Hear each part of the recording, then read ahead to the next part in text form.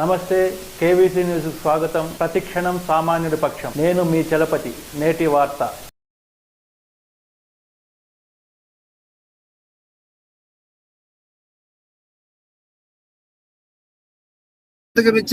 పలానా అభివృద్ధి చేశామని చెప్పుకొని పార్టీ గెలవండి.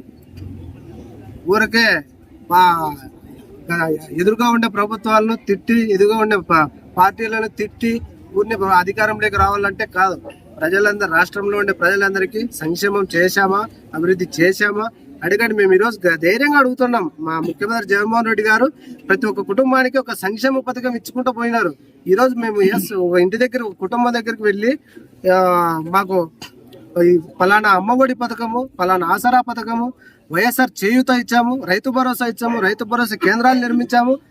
వాళ్ళ ఇంటి దగ్గరికి వెళ్ళి మీకు ఇవి వచ్చినాయమ్మా అన్న, పంటల బీమా వచ్చింది, మాకు ఓటేయండి అని మేము ధైర్యంగా అడుగుతున్నాం. ఈ రోజు రాష్ట్రంలో మీరేమన్నా ఒక కుటుంబం దగ్గరికి వెళ్ళి మాకు పలానా సంక్షేమ పథకం ఇచ్చినామమ్మా, పలానా అభివృద్ధి చేశామని చెప్పేసి మీరు అడుగుతున్నారా? పొద్దున్న లేచినప్పటి నుంచి ఎదుటి వారిని తిట్టడమే తప్ప అదిగా పనికి పెట్టుకోవద్దండి. మా పని మేము చేసుకుంటున్నాం. మా మీద బురద చల్లొద్దండి. మేము వైఎస్ఆర్ కాంగ్రెస్ పార్టీ కుటుంబ సభ్యులం. మేము పార్టీ పుట్టినప్పటి నుంచి పార్టీ కోసం పనిచేస్తూ వస్తున్నాం. మా రాష్ట్రంలో మా జగనన్న మాకు ముఖ్యం. మా జగనన్న మాకు దేవుడు.